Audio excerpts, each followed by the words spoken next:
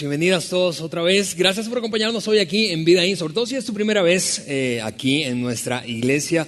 Siéntete como en casa, esa es nuestra meta, que te sientas cómodo, cómoda, que recibas algo útil, esa es mi meta en los siguientes minutos. Y que terminando la reunión desees regresar. Quizá digas, ¿sabes qué? Yo no sé si creo todo lo que ellos creen, pero estuvo padre ese contraste entre el peludo del inicio y el calvo del final.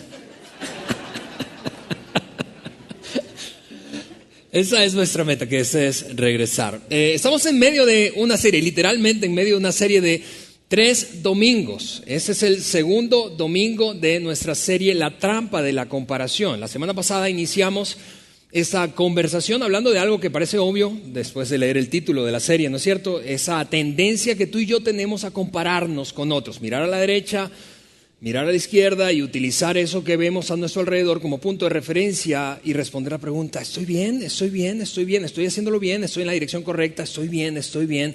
Es una tendencia súper común, compartida por todos nosotros en diferentes momentos de nuestra vida, más seguido o menos seguido, algunos más seguido de lo que quisiéramos reconocer. Pero es una tendencia, sin importar, y eso no tiene distingo de, escúchame, religión. Tú puedes o no creer en Dios y igual compararte. Tú puedes ser una persona muy comprometida o espiritual, tú puedes ser una persona adulta, ya habiendo pues en tu haber una cantidad de logros alcanzados, igual seguirte comparando. Tú puedes estar a punto de retiro, tú puedes estar comenzando la carrera universitaria, tú puedes estar recién titulado y has experimentado esa sensación de compararte con otro.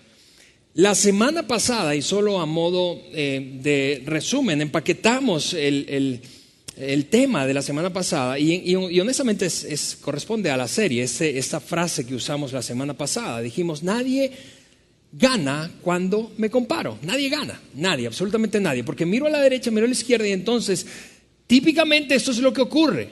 Siempre encuentro a alguien mejor que yo. A alguien más rico, más flaco, a alguien más inteligente, más hábil, a alguien más lindo, más feliz, más talentoso, más exitoso. Miro a la derecha, miro a la izquierda y digo, ¿cuándo podré alcanzar aquello? ¿Qué es lo que tengo que hacer para tener tanto, para parecer tanto, para sentirme como creo que se siente fulano? Y es por eso que sales perdiendo, te terminas sintiendo miserable en algún sentido. No lo verbalizamos, no decimos eso, es inapropiado, no es políticamente correcto, pero honestamente es una tendencia. Por otra parte, hay un subgrupo dentro de esta gran categoría el tipo de persona que no solamente quiere ser un poco mejor, que quiere tener un poco más, sino que quiere ser el mejor, el más rico, el más flaco, el más inteligente, el más hábil, el más lindo, el más feliz, el más talentoso o el más retuiteado ahora en tiempos de redes sociales. ¿No es cierto que es un comportamiento ya casi compulsivo el que te metes a tus redes sociales, a las cuentas que tengas? No importa si es Instagram, no importa si es Snapchat, no importa si es Facebook. Los que están usando Facebook y no saben de nada de lo otro que mencioné, generación X y baby boomers.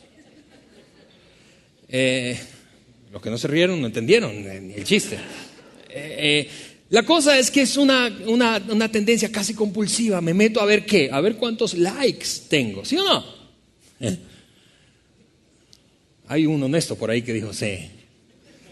Pero es una tendencia compulsiva, vuelvo a decirte, la idea de ser el más, el que tiene más likes, el que tiene más deditos para arriba, ¿verdad? Pero esa tendencia, esta trampa, como la hemos llamado, de la comparación, tiene otro lado. Y el otro lado es cuando encuentras gente que es menos que tú, gente que es menor que tú, es más pobre, es más gordo, siempre hay alguien más gordo, ¿no es cierto? O al menos siempre lo encontramos. Siempre hay alguien más tonto, más feo, más lento, más fracasado. Por eso te decía, nadie gana, nadie gana cuando me comparo. Porque salgo perdiendo yo al sentirme miserable tras ver que hay gente que es mejor que yo, que ha alcanzado más que yo. O me siento superior y hago perder a otro, poniéndolo en un escalafón inferior al que yo creo tener. Nadie gana cuando me comparo. Y el domingo anterior concluimos un poco nuestra conversación con una pregunta. Te dejé una pregunta como en tu mente diciendo que, si estuviste aquí la semana pasada probablemente lo recuerdas, que hoy íbamos a profundizar en esa pregunta y va a servir como base de nuestra conversación de hoy.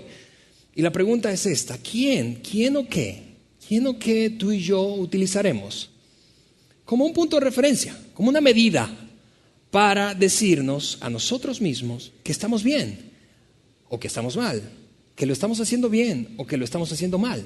¿Quién o qué? Y hoy honestamente quiero concentrarme en el quién, porque creo que la inmensa mayoría de nosotros mira a alguien, no a algo, para saber si está bien. Cuando mira algo lo hace conectado con alguien, con una persona o varias, pero típicamente es alguien que sirve como punto de referencia para ti y para mí. Probablemente es tu cuñado o tu concuño, que es el preferido de tu suegro. Y entonces lo ves y dices, desgraciado, mira lo que hizo. Probablemente es tu hermano mayor, probablemente es tu hermano menor que usas como punto de referencia porque concluyes, a ver, se suponía que yo era el mayor o la mayor y debía avanzar más rápido, alcanzar más cosas que mi hermano o mi hermana menor, y resulta que parezco estancado, parezco rezagado, quedarme atrás, porque uso a un quién, a un alguien para medir qué tan bien considero que estoy. Y eso atiende honestamente a un deseo común, no sé si lo notas conmigo, pero es esta pregunta, esa tendencia a buscar en alguien un punto de referencia para saber si estamos bien o no, atiende a una tendencia, a un deseo natural, forma parte de tu naturaleza y la mía. ¿Cuál es ese deseo? El deseo de sentir que somos valorados, amados, aceptados, tenemos un propósito de vida, que nuestra dignidad, tenemos una dignidad alta, es decir, que somos valiosos, importantes para alguien. Para sentirnos seguros. Para eso nos hacemos esta pregunta, para sentirnos seguros, porque cuando vemos alrededor y encontramos un quién que está más avanzado, que tiene más, que ha alcanzado más que yo, entonces me siento inseguro. Entre otras emociones con las que luchamos es la de inseguridad, el temor de quedarme atrás, el temor de quedarme atrás. Es como si tuviese un susurro y no es audible. Y mira esto, seguidores de Jesús que están aquí, gente de iglesia, de historia de iglesia, no es el diablo el que te está hablando. Es como y ni siquiera es audible la voz, es como un impulso interno, secreto, que te mueve hacia perseguir lo que otro ya ha alcanzado. A veces, vuelvo a decir, eso se sale de control, lo mencionaba la semana pasada, y cuando se sale de control es cuando probablemente te resulta evidente. En otras ocasiones jugamos el juego de la comparación, caemos en la trampa de la comparación sin saber que realmente nos está afectando y parece un juego muy sutil, pero vuelvo a decirte, está conectado con una necesidad profunda. Ahora, ¿por qué hacemos eso? ¿Por qué es que tú y yo nos permitimos ser impulsados por esa necesidad, ese susurro y preguntarnos, a ver, mirando alrededor de nosotros, ¿quién? Porque tú y yo, yo no sé si esa frase tiene sentido para ti y es alrededor de la cual quiero conversar hoy. Tú y yo somos lo que la persona más importante de nuestra vida dice que somos. Tú y yo somos lo que la persona más importante de nuestra vida dice que somos. Aun cuando lo diga verbalmente o no lo haga verbalmente, aun cuando sea con actitudes, con un trato, el tipo de relación que has desarrollado con él o ella, termina afectando, influenciando tu sentido de valor personal, tu autoestima, tu sensación de seguridad, de significado, de aceptación. Tú y yo somos lo que la persona más importante de nuestra vida dice que somos. Déjame hacer un ejercicio para comprobar eso en tu propia vida. Te quiero trasladarte a tu infancia temprana, algunos ahí en las primeras memorias o recuerdos que tengas. ¿Qué caracterizaba a esas relaciones? Típicamente con adultos significativos para ti. Puede que sea tu papá, tu mamá, ambos, o un tío, una tía. Puede que sea tu abuela, tu abuelo. Puede que sea un coach o un maestro. Pero ¿qué era lo característico principalmente de esa relación? Seguramente de caso a caso varía. Voy a mencionar solo algunos ejemplos, quizá te identificas con alguno. Y el resultado probable que tuvo esa relación en tu vida, en la mía, cuando se trataba de comportarnos de cierta manera. Solo para comprobar que somos lo que la persona más importante de nuestra vida dice que somos. Por ejemplo, piensa en una relación caracterizada por la rigidez y la severidad, tú sabes, es una persona muy controladora, dominante, crítica contigo. Probablemente fue papá, fue mamá, fue un adulto. El resultado probable en tu vida de eso, en términos de comportamiento o de pensamiento o incluso de emociones, es o ha sido a lo largo de tu vida. Es que has llegado a convencerte a ti mismo, a creer, quizá inconscientemente, que debes estar al control, debes controlar todo para poder sentirte seguro, segura. Que si no eres el mejor, entonces no podrás comprobar que tienes valor. Porque creciste en un hogar con tanta severidad, con tanta imposición, con tanto control, que desarrollaste una suerte de temor, de inseguridad interna, y entonces estás buscando aprobación y sentirte seguro afuera, demostrando a todos que tienes el control y puedes. ¿Ves cómo la relación, una relación, o varias, pero una relación, esa que consideraste más importante en tu vida, puede llegar a afectarte de tal manera que te comportas, pienses y sientas de la manera en que lo haces hoy? ¿O qué tal otro ejemplo? Una relación más bien caracterizada por la permisividad. No había disciplina, no había consecuencias, tú hacías lo que querías. Por ejemplo, y debo admitirlo, en mi propia experiencia, habiendo crecido en un hogar monoparental, solo con mi mamá, mi papá abandonándonos, esa fue más o menos la experiencia que yo viví, un ambiente muy permisivo. Yo básicamente podía hacer lo que quisiera y no había consecuencias. Así que crecí inconscientemente creyendo que la vida se trataba de mí, que yo era como el ombligo del mundo, que todo se trataba de mí, entonces todos deben actuar alrededor de mí y todo lo evaluaba de esta manera. A ver, ¿cómo me veré al lado de él, al lado de ella? ¿Cómo me veré haciendo esto otro? ¿Cómo? Es decir, es la vida alrededor de mí. Todo por el tipo de ambiente relacional en el que crecí. ¿O qué de esto? Algunos otros crecieron en una experiencia distinta, una característica relacional más o menos así. Era un entorno en el que todo lo que ocurría generalmente era culpa de otros. Era culpa de alguien más. Entonces creciste con una mentalidad de víctima y llegas a pensar, soy una víctima de mis circunstancias. Otros son responsables de mi bienestar. Si yo no estoy bien es por mi cónyuge, si yo no estoy bien es por mis hijos, si yo no estoy bien es por mis padres, si yo no estoy bien es por el sistema, si yo no estoy bien por ese jefe que tengo, por ese maestro que tengo, por el trabajo que tengo, por el sistema económico de este país, porque este país se lo llevó quien lo trajo. Llegamos a ser afectados tanto por nuestras relaciones que a veces ni siquiera nos damos cuenta. Algunos crecieron más bien en un ambiente relacional caracterizado por el desprecio, por la vergüenza, un ambiente despectivo y avergonzador. Entonces creciste pensando, no estoy a la altura, no puedo hacer nada bien, sintiéndote inadecuado, inadecuada, básicamente en muchos lugares donde estabas. Somos lo que la persona más importante de nuestra vida dice que somos. Y no nos dijeron esto, pero nos trataron así, la relación fue caracterizada por esto y produjo esto. ¿Ves cómo somos lo que la persona más importante de nuestra vida dice que somos? No una persona que conociste ayer. Probablemente aquellas personas que influenciaron mucho tu infancia siguen estando presentes en tu vida o no. Pero somos influenciados por gente que consideramos muy importantes para nuestra vida. Algunos crecieron en un ambiente, por el contrario, cerrado o negado emocionalmente. Es decir, era básicamente malo expresar cómo te sentías. Del tipo de ambiente en donde, por ejemplo, un papá le dice a su hijo, levántese que no le dolió. ¿Cómo sabes que no le dolió? No llores. Entonces creíste inconscientemente, no debo sentirme como me siento. No debo sentirme de esta manera. Algunos crecieron en cambio en una relación caracterizada por darle muchísimo valor y peso a la apariencia, a lo externo. Y por lo tanto concluyeron, y así viven sin darse cuenta, mi apariencia determina mi valor, solamente seré amado y aceptado si luzco bien. Y en la medida en que pasa el tiempo, eso es más complicado. Tú sabes eso. Pero no solamente hablando de apariencia física, sino de apariencia respecto a comportamientos. Algunas veces no somos capaces de reconocer que estamos enfrentando desafíos o problemas. ¿Por qué? Porque ¿qué va a decir otro? Crecimos en ambientes relacionales que nos influenciaron tanto que terminamos comportándonos de esa manera. Somos lo que la persona más importante en nuestra vida dice que somos. Algunos crecimos finalmente, último ejemplo, en un ambiente de mucha competencia o comparación.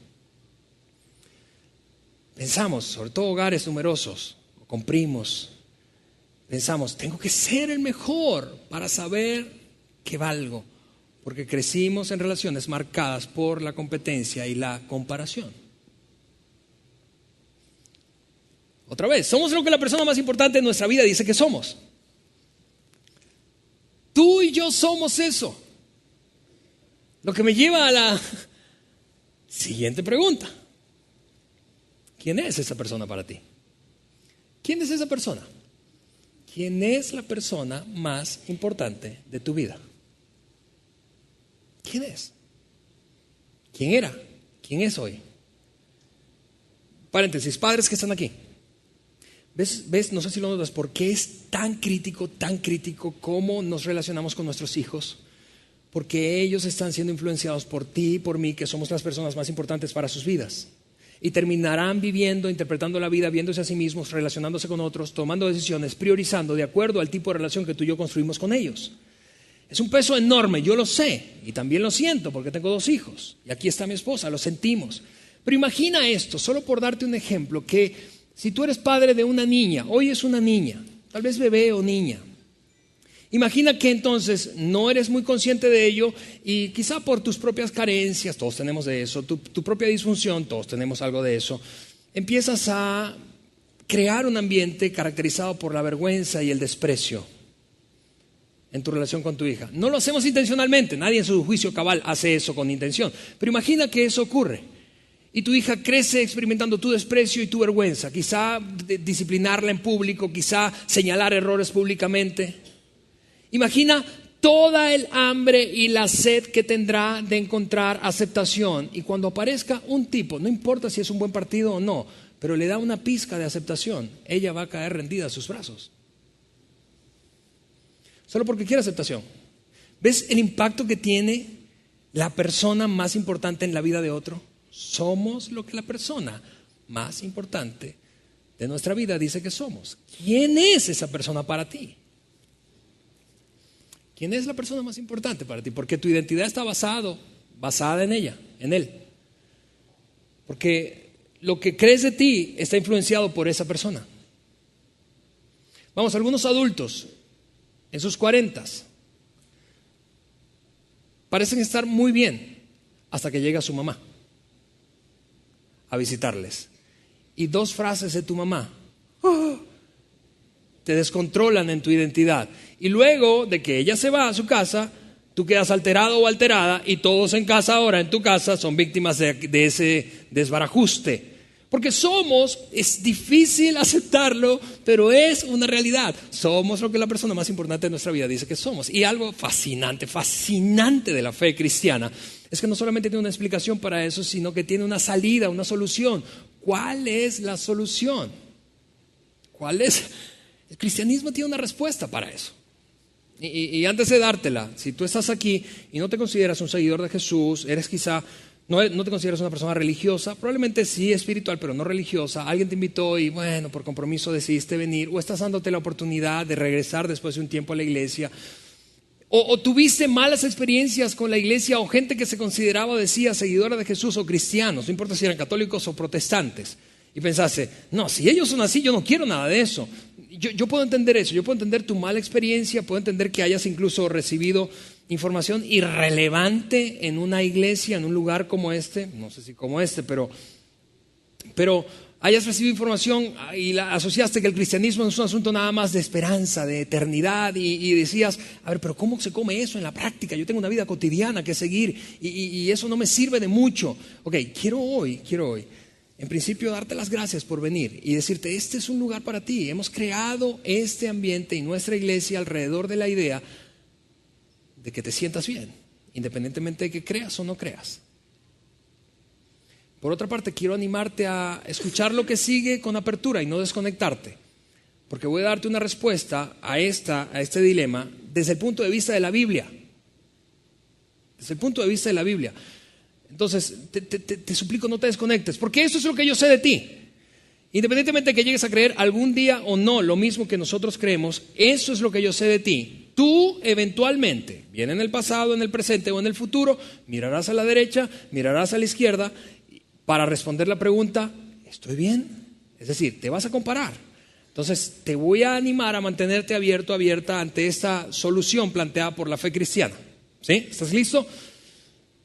Y mira por qué es que perseguiré en los siguientes minutos animarte, desafiarte, independientemente de tu trasfondo de fe, a abrazar a Jesucristo como la persona más importante de tu vida. Escuchaste bien, a Jesucristo como la persona más importante de tu vida. ¿Por qué? No por un asunto religioso y sencillamente porque yo soy pastor o predicador y se supone que debo decir eso porque estoy en una iglesia. No, es mucho más práctico que eso, mucho más poderoso que eso solamente. Claro que tiene una implicación espiritual, pero esto de animarte a abrazar a Cristo como la persona más importante de tu vida tiene una implicación de beneficio diario. Y déjame decirlo de esta forma. Si tú encuentras una fuente relacional perfecta, inagotable e invariable, distinta a Jesucristo, yo, que soy pastor de esta iglesia, te diré, corre detrás de esa fuente y olvídate de Cristo. Tú y yo, y esa es la cosa, una fuente que me brinde ¿qué? Una fuente relacional que me brinde al menos satisfacción permanente, no fluctuante, constante y perfecta de esas tres necesidades profundas que tú tienes y que yo tengo: seguridad, aceptación y propósito. Dime qué relación puede darte aceptación incondicional en todo tiempo, sin importar si la riegas, te portas bien o te portas mal, sin importar su estado de ánimo o el tuyo. Aceptación permanente. ¿Quién te puede dar seguridad? Sentirte protegido, seguro, protegida, segura. Bienestar en términos de sentirte tranquilo respecto a amenazas externas. ¿Quién puede darte eso? Permanentemente, invariablemente, perfectamente. ¿Quién puede darte un sentido de propósito? Tú sabes, responder a esa vieja pregunta: ¿para qué estoy en la tierra? ¿Para qué vivo?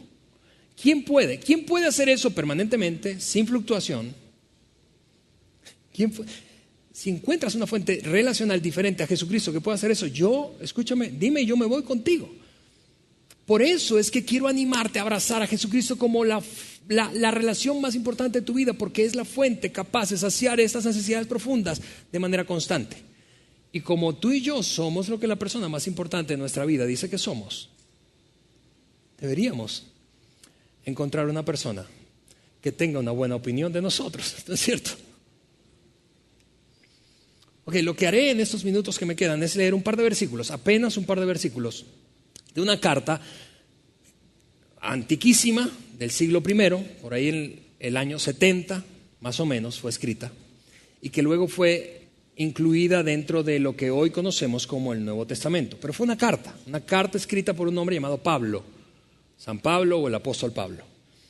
Pablo, hablando del dilema humano, de la insatisfacción, de no encontrar paz permanente en algún lugar o en una actividad o en una persona, Pablo empieza a escribir una carta a un grupo de personas que vivía en Roma, la ciudad del imperio, la capital del imperio romano.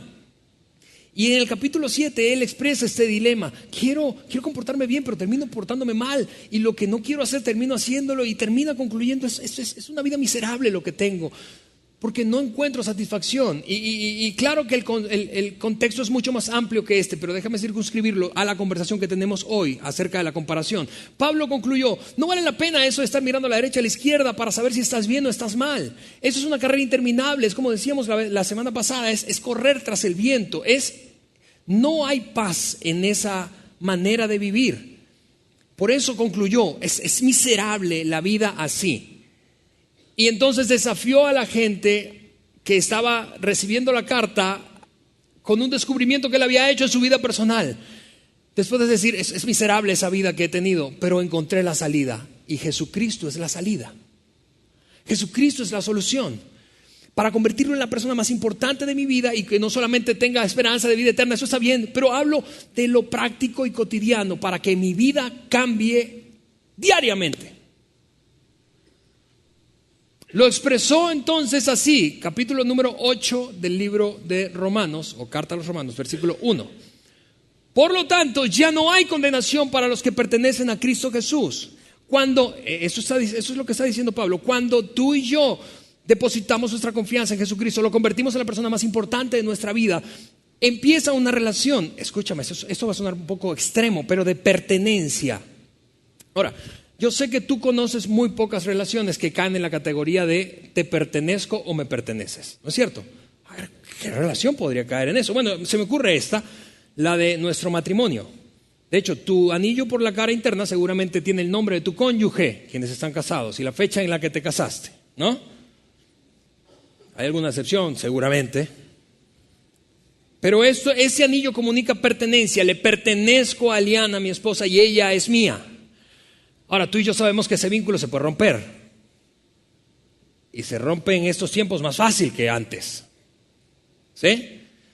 Pero hay otra relación que por naturaleza y sin ningún simbolismo cae en la categoría de pertenencia. ¿Y sabes cuál es? La de la paternidad. Tus hijos son tuyos hasta que cumplan 18. ¿Eso dice la ley de ese país o no? ¿Quién tiene la patria potestad de tus hijos? ¿Acaso pueden decidir, es decir, si quisieran y se rebelan, pues lo harían, ¿verdad? Pero ¿acaso pueden decidir legalmente hacer lo que se les pegue la gana por sí solos antes de la mayoría de edad? No. Pablo dice, el tipo de relación que estoy planteándoles es de pertenencia. Es una relación tan profunda, tan íntima, tan cercana, que es de pertenencia. Y cuando eso ocurre, cuando haces a Jesucristo, vamos, la persona más importante de tu vida, eso es lo que pasa, eres libre de la condenación. ¿De cuál condenación? Seguramente el contexto y el significado de ese versículo 1 del capítulo 8 de Romanos es más amplio. Pero déjame solamente enfocarlo en la conversación que tenemos acerca de comparación. La comparación es una especie de prisión. Estás preso, estás presa, estoy preso cuando me comparo con otros. ¿Por qué? Ya lo hemos dicho, nadie gana cuando me comparo. Estoy preso. Es una carrera de nunca acabar. A veces me siento bien, otras veces miserable. A veces me siento superior, otras veces inferior. Estás preso. Y Pablo dice, cuando esto ocurre, esta es la consecuencia. Eres libre. Libre. Entre otras cosas, la comparación te mete en una prisión y básicamente lo que impulsa tu comportamiento es una emoción y es el temor de rezagarte, el temor de quedarte atrás respecto a las personas que tienes alrededor de ti. Temo quedarme atrás. Y entonces Pablo aborda el tema del temor en el mismo capítulo número 8, versículo 15 esta vez, diciendo a sus lectores, ustedes no han recibido un espíritu que los esclavice al miedo. Tu compulsión y la mía muchas veces es movida por temor. Tienes miedo de quedar mal, tienes miedo de verte mal, tienes miedo de no complacer, de no sacar el aplauso, de no obtener la sonrisa, de no calificar para el puesto, de no obtener el premio. Tienes miedo. Y es un comportamiento compulsivo y Pablo dice, amigos, esa es una vida miserable. Pero hay una salida. Abraza a Jesucristo como la relación más importante de tu vida y vivirás de manera diferente. No recibieron el espíritu que los esclavice al miedo. En cambio, dice él, recibieron el Espíritu de Dios cuando Él los adoptó, palabra clave, adoptó como sus propios hijos. ¿Recuerdas la relación de pertenencia que hay en la paternidad? Cuando los adoptó, por cierto, la adopción no es un accidente, no es como un embarazo no deseado. ¡Ay, tengo un hijo ahora! No pasa eso con la adopción. Escoge el padre o madre que adopta intencional, libremente a alguien, en este caso un niño, para adoptarlo. Por cierto, no sé si sabías, pero en la antigüedad, en la época del primer siglo, las adopciones dentro de la comunidad judía se hacían de adultos, no de niños. No se adoptaban niños, se adoptaban adultos. Eso todavía era más impactante en términos de lo que está escribiendo Pablo, porque todo el mundo entendía esto. Adoptados, tú y yo, por Dios, como sus propios hijos, y ahora lo llamamos Abba Padre, y esta otra palabra la he subrayado intencionalmente. ¿Por qué? Porque esta es una palabra diferente en el texto original o idioma original en el que se escribió la mayoría del Nuevo Testamento. La mayoría del Nuevo Testamento se escribió en un griego, y en un griego muy popular, conocido como el griego koiné. En cambio, Abba, esta palabra, no es griega, es aramea. Y la primera persona que acuñó el uso de esa palabra en el contexto de la relación con nuestro Dios fue Jesucristo mismo. La noche de su arresto, cuando estaba orando en Getsemaní, algunos de ustedes han leído o escuchado este pasaje, Él está orando, sus vasos capilares están rompiéndose y de la angustia está chorreando sangre. Y dice algo como esto, Padre es esa palabra, Abba, si puedes, haz que esta copa pase de mí, pero no se haga como yo quiero, sino como tú. Esta es la palabra que él usó en arameo para referirse a su relación con Dios. Pablo dice, a ver, déjenme ponerlo de esta forma. Quiero expresarles el tipo de relación, el nivel de importancia que tiene la relación con Jesucristo para que tu vida cambie completamente. Voy a dejar la palabra Padre porque es conocida por nuestro griego popular, el koiné, pero no expresa, porque es muy formal, no expresa el poderío de lo que Dios quiere respecto a el lugar que Él puede ocupar en tu vida como la persona más importante. Esta palabra más bien significa, ¿sabes algo como qué? Como papá o papi.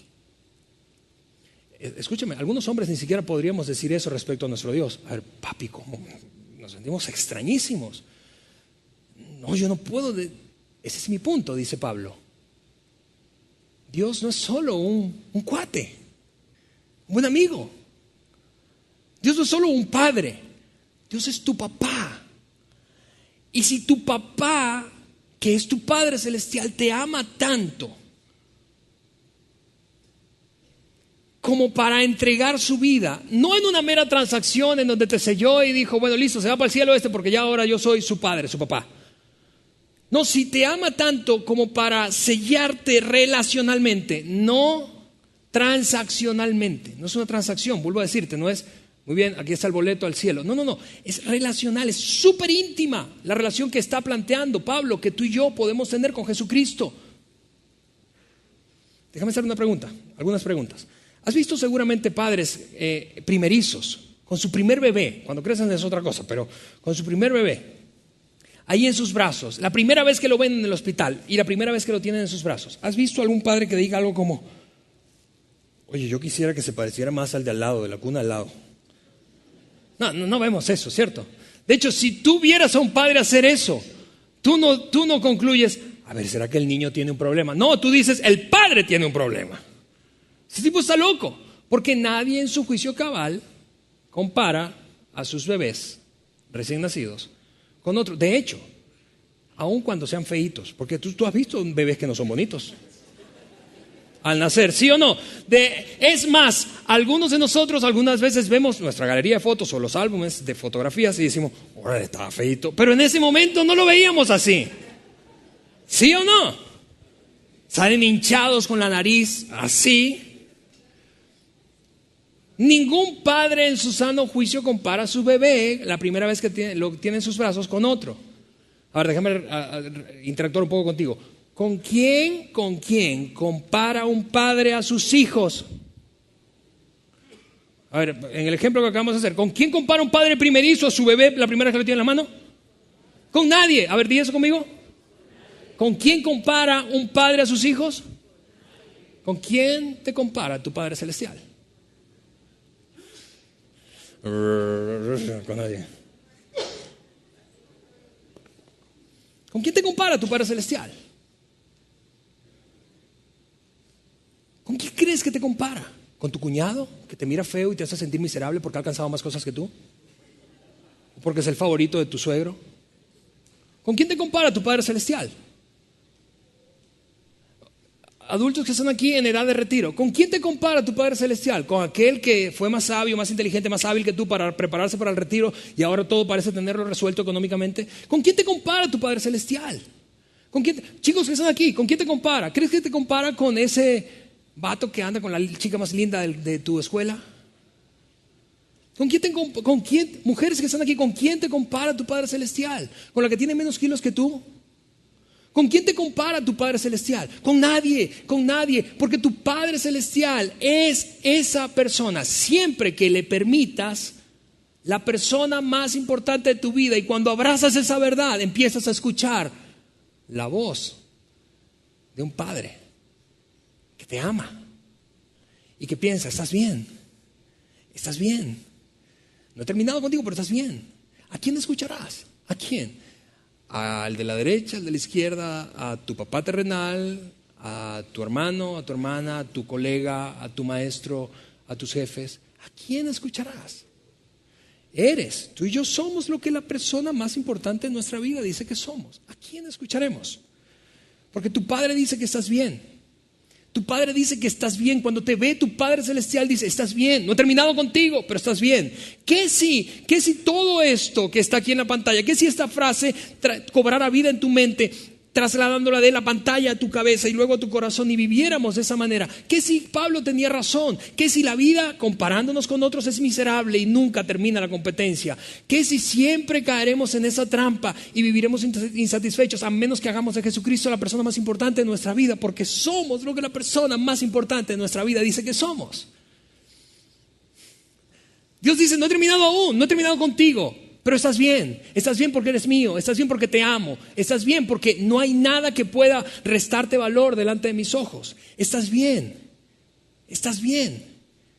lo estás haciendo bien, no he terminado, voy a seguir transformándote de adentro hacia afuera, pero estás bien. Deja de compararte con otros, estás bien. ¿Ves por qué es tan impactante en la vida cotidiana? Olvídate de lo espiritual por un momento, pero en la vida cotidiana, hacer de Jesucristo la persona más importante de tu vida, porque tú y yo somos lo que la persona más importante de nuestra vida dice que somos. ¿A quién estás escuchando y dándole ese lugar? Valdría la pena, si eso es cierto, valdría la pena tomar una decisión voluntaria, consciente, libre, de otorgarle ese poder a alguien que nosotros escojamos con conciencia. Por eso quiero animarte a que hagas consciente, voluntaria, libremente a Jesucristo la persona más importante de tu vida. Porque tú y yo somos lo que esa persona dice que somos. Mira, lo que haremos a continuación es esto. Le he pedido a la banda que cante una canción. Que cante una canción que hemos cantado en otras ocasiones, pero que en esta oportunidad quiero que la escuches allí. Ni siquiera vamos a pedirte que te pongas de pie y que cantes, que reflexiones en la letra. Porque para algunos de ustedes esta es información nueva. Y hoy entonces, durante el momento en el que cantamos, yo espero que la vayamos a cantar, tú puedas tomar la decisión libre de decir, es cierto, sin darme cuenta, me he comportado de acuerdo a lo que otros, esos que considero importantes para mí, esperan, dicen, actúan. Pero hoy quiero por primera vez y de manera libre hacerte a ti, Jesucristo, la persona más importante de mi vida. Quizá para otros esa no es información nueva. Probablemente esté expresada en otro contexto. O probablemente sea un recordatorio. Y un recordatorio de que te has extraviado. De que le estás dando poder a quienes están a tu alrededor para definir quién eres. Y esa es una carrera tras el viento. Así que mientras escuchas esa canción, eso es lo que voy a pedirte. Reflexiona en la letra. Es poderosísima. Y de esa manera vamos a concluir nuestra reunión. La próxima semana hablaremos del proceso que, según Pablo, amerita abrazar esta verdad. Es un proceso de renovación de nuestra mente. De hecho, lo escribió a los mismos romanos 4 capítulos más adelante de lo que leímos hoy. Pero mientras tanto, ¿qué te parece si me permites orar por nosotros? Y que Dios nos ayude a satisfacer esas necesidades profundas en Jesucristo. Señor, te damos gracias. Es increíble, Dios, cómo puedes responder tan contundentemente, Señor, a cada necesidad del ser humano. Es extraordinario analizar la idea de que el tipo de relación que quieres con nosotros es el tipo de relación papá-hijo, y que si nuestra vida está en tus manos todo va a estar bien, Señor, y que no se trata de hacernos flojos y no esforzarnos, pero dejar de compararnos, porque tú no nos comparas con nadie, porque eres tú la única fuente permanente, invariable, inagotable, perfecta para satisfacer la necesidad de nuestro corazón, la necesidad de ser aceptados, la necesidad de sentirnos seguros y de tener propósito y significado. Te pido, Dios, que cada uno de los que estamos aquí, cada uno de los que nos ve o nos escucha, pueda abrazar esta idea. Soy lo que la persona más importante de mi vida dice que soy, y por eso te quiero hacer a ti, Jesucristo, esa persona. En el nombre de Jesús. Amén.